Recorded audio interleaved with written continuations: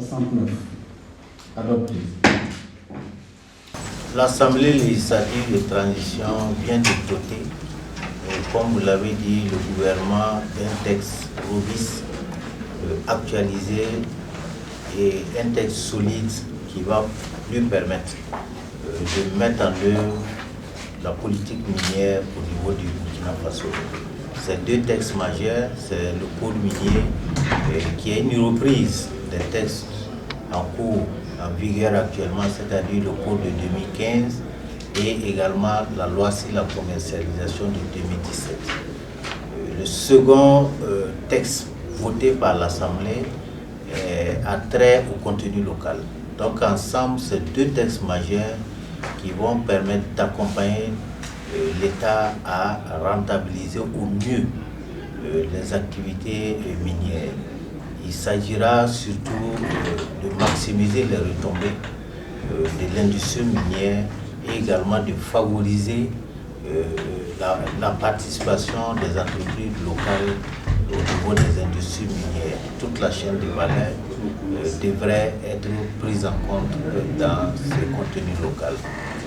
Donc il y a un certain nombre d'innovations majeures qui ressortent dans ces deux textes. Pour le contenu local, il faut dire que c'est la toute première fois que le pays va disposer d'un texte législatif qui va encadrer toute la chaîne de valeur au niveau de l'industrie minière. Ce texte va permettre de faire la promotion des entreprises locales à travers le développement humain, mais également le transfert de technologies. Ce texte également va favoriser la mise en œuvre des activités de contenu local à travers la création d'un fonds dédié à cela.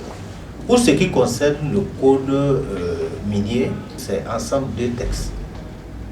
Deux textes, celui de 2015 et la loi sur la commercialisation de 2017.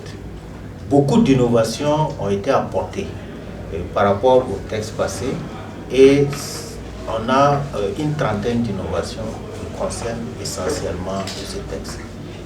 D'abord, il y a des principes qui ont été posés au niveau de ces textes et qui va permettre par la suite, à travers les décrets d'application, de pouvoir mieux les mettre en œuvre.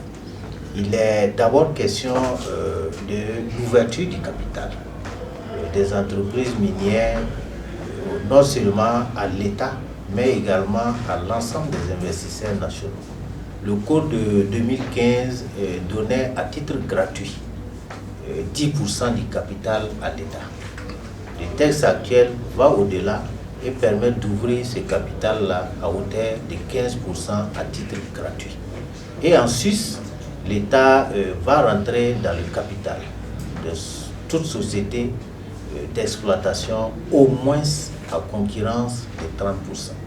Donc 30% constitue une faculté qui est donnée à l'État de pouvoir participer là à titre honoré au capital et des sociétés minières. Il y a également des questions non moins importantes qui concernent la réserve nationale d'or. Le Burkina Faso est un pays essentiellement minier depuis 2009 à travers le boom minier et il était important pour nous que nous puissions déjà réserver quelque chose pour les générations futures. Donc le principe de la constitution de la réserve nationale d'or a été fixé dans ce code et des textes pourront être pris par la suite pour mettre en œuvre notre stratégie en matière de la constitution des réserves d'or. Il y a également plusieurs autres innovations qui ont été prises et qui vont être dupliquées par la suite au niveau des textes d'application. Mais ce qu'il faut dire par rapport à ces deux textes, c'est que le chef de l'État, le président du Faso, le capitaine Ibrahim Traoré, a donné des instructions fermes pour que, de façon parallèle, au moment où nous travaillons sur ces deux textes, que nous puissions déjà anticiper sur les textes d'application. C'est dire déjà qu'un travail de fond a été fait dans le sens déjà d'anticiper sur la prise des décrets et des arrêtés d'application. Ce qui reste maintenant, c'est les ateliers de validation. Comme vous le savez, nous souhaitons chaque fois que nous ayons des textes qui soient inclusif et participatif. Donc les arrêtés et les décrets d'application seront validés dans les jours à venir. Comme nous avons aujourd'hui des textes qui ont été stabilisés au niveau de l'Assemblée, nous pouvons revisiter ces textes qui ont déjà été élaborés à l'effet de pouvoir les adopter et permettre de poursuivre au niveau du gouvernement. Les textes ont été votés en majorité par l'Assemblée dans toute sa majorité, je dirais. Et nous avons aujourd'hui une carte pour pouvoir en tout cas dérouler en toute quiétude la politique du gouvernement dans le secteur minier.